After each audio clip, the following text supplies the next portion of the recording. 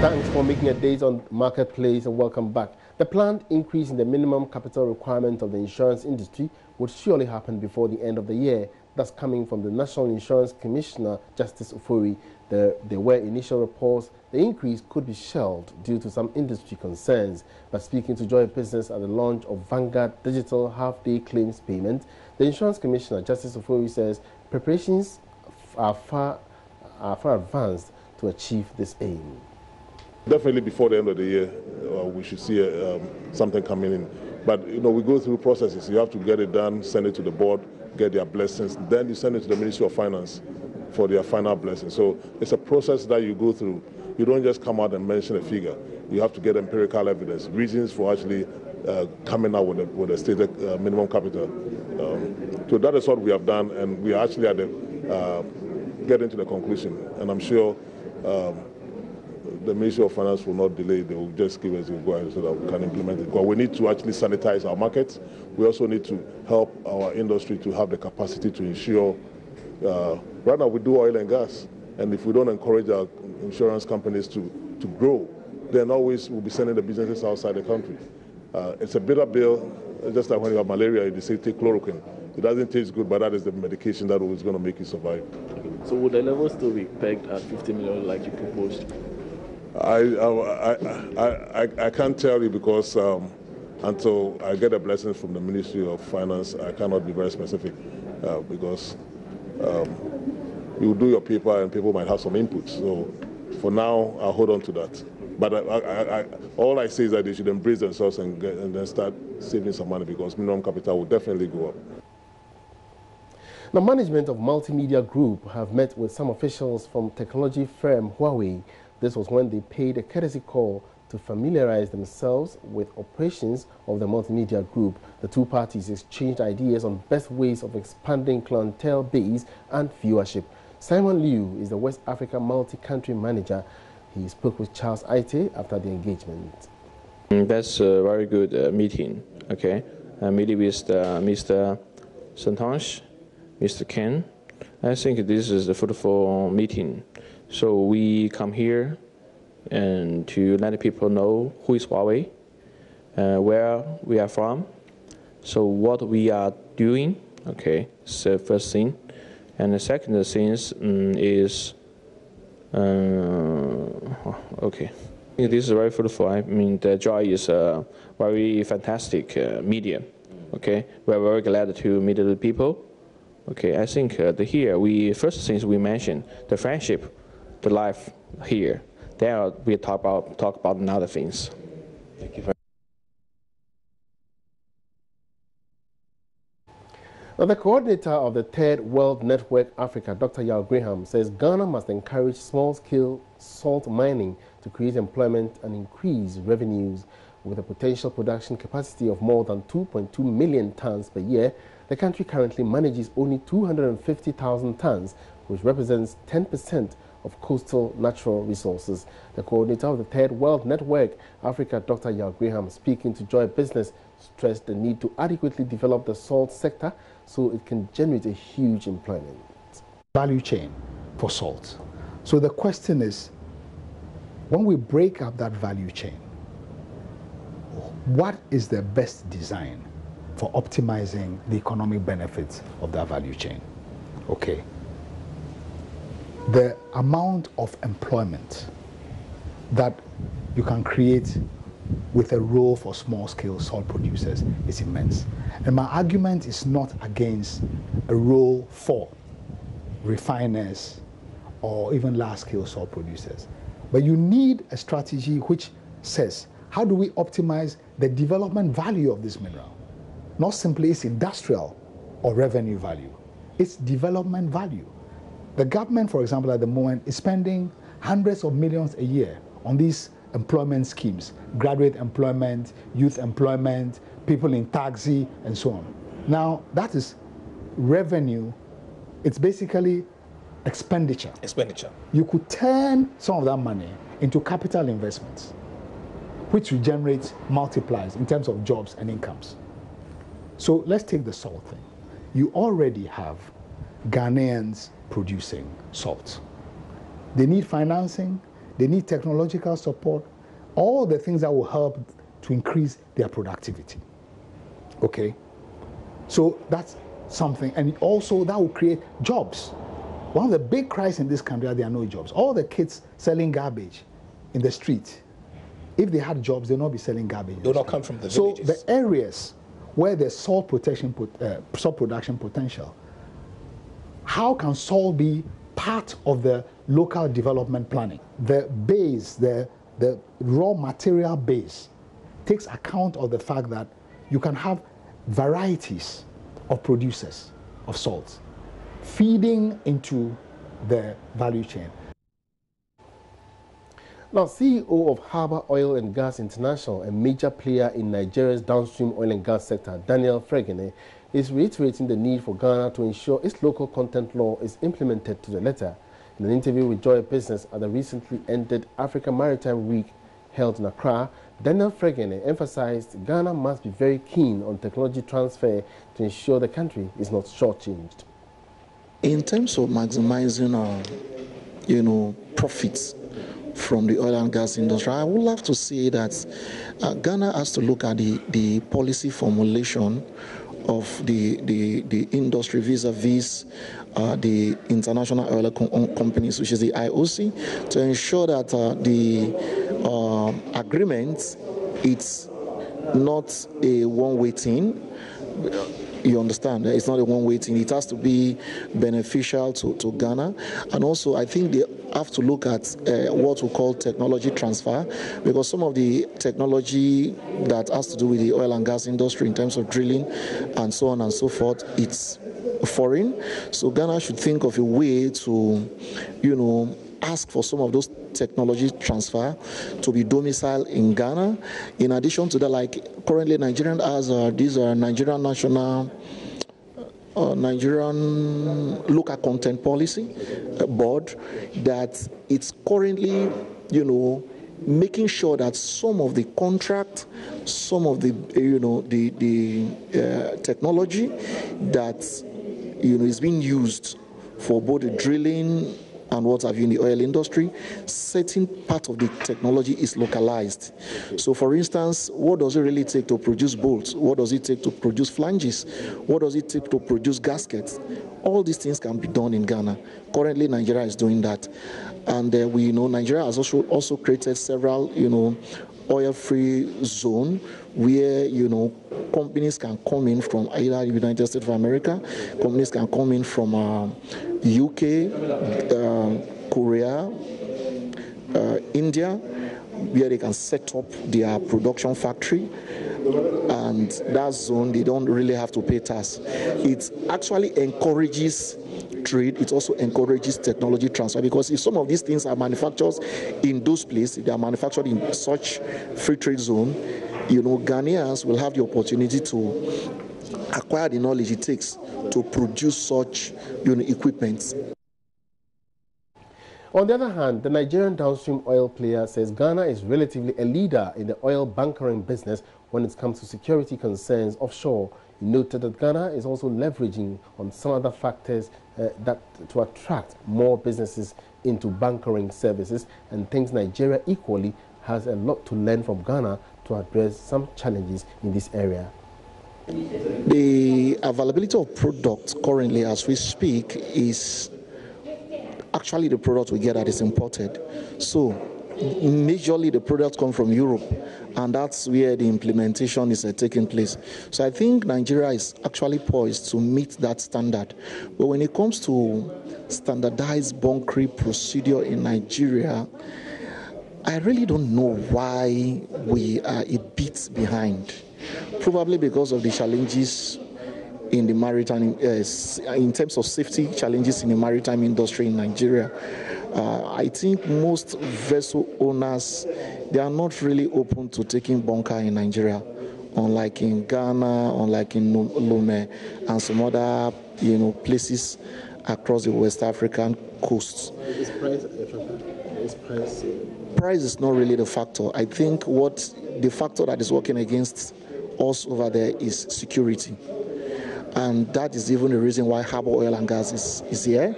We really want to know what Ghana is doing right that is attracting foreign vessels to Ghana, and at the same time, even though foreign vessels comes to Nigeria to, offload their goods, but they are not taking bunker in Nigeria. So we want to know so that we can also take something home for, to kind of implement and see how we can, address such challenges. Turning our attention to other stories now, and up to 70% will be slashed off prices of about 50,000 retail items as Jumia marks its 6th anniversary celebration in online retailing. Co-CEO of Jumia Ghana, Oro Udusanya, explains the move is to appreciate its customers. Speaking on the sidelines of a press briefing to launch the 6th anniversary of the online retail giant, co-CEO of Jumia, Ore Odusanya, noted the anniversary celebrations that will kick off on the 16th of this month will be aimed at rewarding its customers. The promise is we're going to offer amazing discounts, jaw-dropping discounts as we call it, on over 50,000 deals. The reason why we've decided to do it for 2 weeks is just so that we can have one day dedicated to different categories. So you can imagine that on Jumia today, we have somewhere between 12 to 15 categories. So you would have your needs within those categories, and you have deals on these products that you want to buy. We're going to go as high as 70% off, up to 70% off on the products that we're going to sell. And yeah, that's how we want to celebrate with our customers during the sale. Globally, online retail sales are growing and is estimated to reach 8.8% of total retail spending in 2018. Developing countries like Ghana are fast catching up. Start-up businesses are being advised to find cost-effective means of advertising their products and services. Blogger Deborah Apiacheme wants businesses to consider blogging and social media as a means of advertising their products. She believes startup businesses have the potential to reach wider markets on the internet. Ms. Apiacheme spoke with Love Business on the sidelines of the new internet-based economy program in Kumasi. Nana Yaojima reports. Blogging on specific products have become an emerging means of advertising for many startups. Through social media, traffic is drawn to these blogging sites for desired results. Ms. Apiacheme believes the emerging trend will soon overtake traditional modes of advertising. She says startups will receive maximum benefits despite rising cost of internet data. Almost everybody in the world currently is either on one of the social media platforms. So it's a means to sell yourself, to sell your business, and to let the world know who you are and what you do. Internet is a bit expensive in our part of the world as compared to the other world developed countries. But I think some of these telcos are helping with some of their data packages. So you can check the telco industry and the kind of package they have and which one would work for you, so that you wouldn't end up spending all your funds on just internet and your social media as a startup. Meanwhile, organizers of the event, No Business as Usual, are upbeat about the anticipated impact. Esther Mate is project coordinator.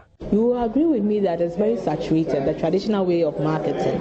Where the global economy is getting to, it's more the use of technology, use of innovative ways, being able to connect with other partners outside your region of operation. So if you want to attract international markets, if you want to attract international partners, definitely you would have to look for innovative ways, unique ways of marketing your products. Nana Yaojima reporting.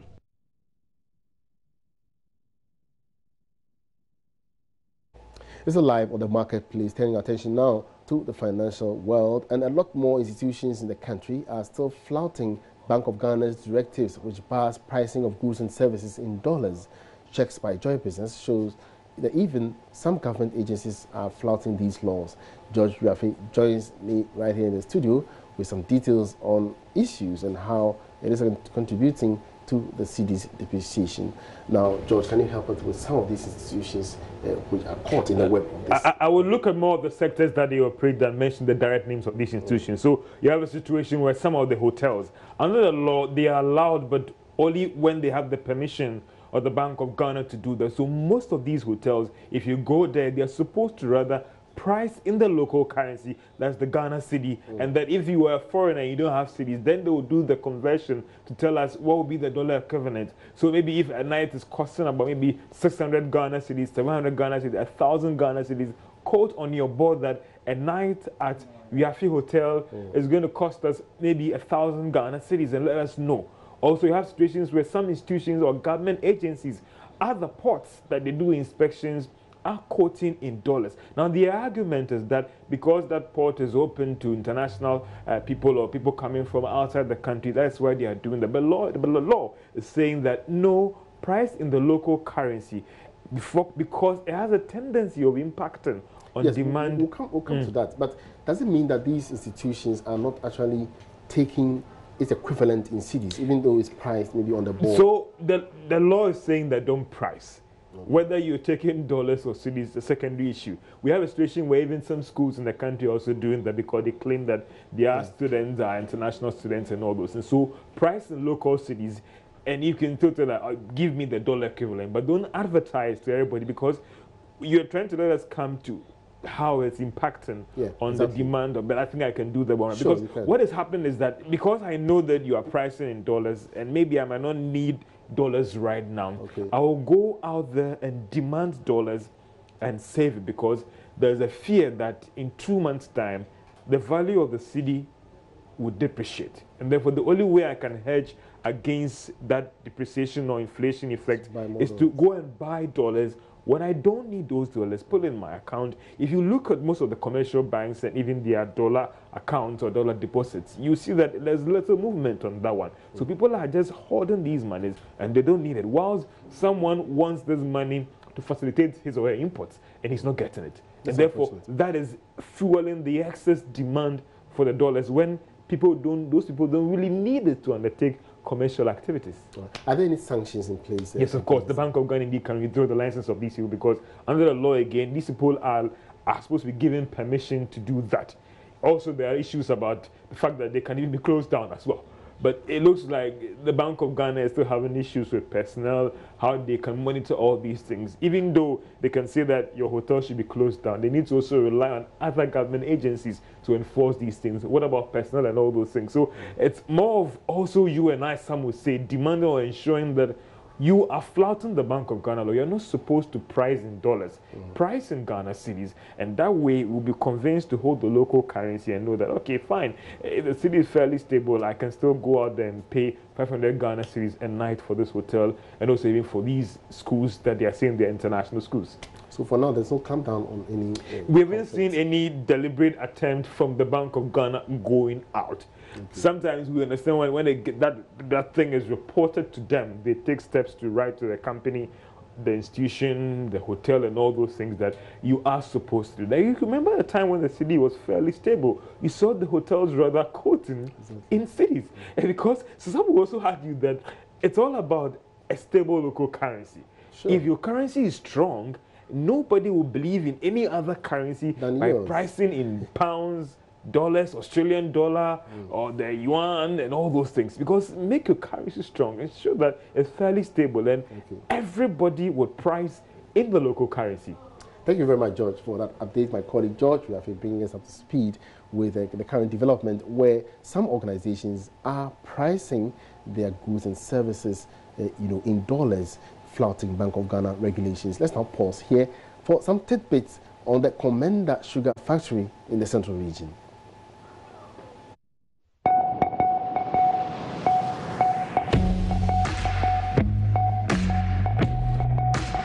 The Commander Sugar Factory was built at a cost of $35 million with an Indian Exim Bank facility. Farmers who were encouraged to cultivate sugarcane are disappointed as the factory remains shut 2 years after its official opening. The factory was expected to provide 7,300 direct and indirect jobs. It has the capacity to crush 1,250 tons of sugarcane a day. A study indicates the factory needs close to 300,000 metric tons of sugarcane to become fully operational. The factory was also expected to generate energy for its production activities and produce byproducts such as molasses for the alcohol industry.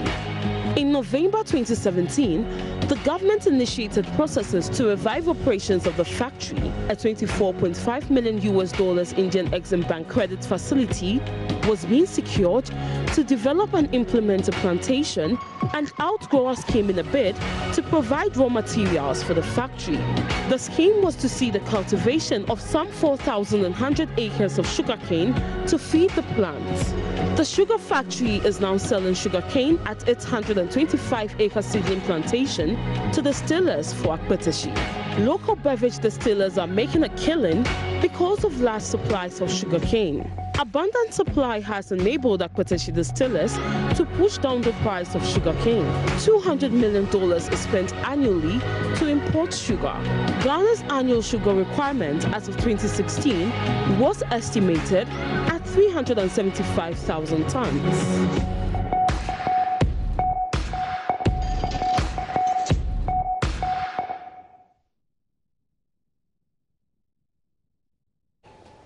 All right, so those were some pieces of information on the Commander Sugar Factory. And on that note, we bring to a close this afternoon's edition of the Marketplace, and also bringing us to the end of the week of the Marketplace today.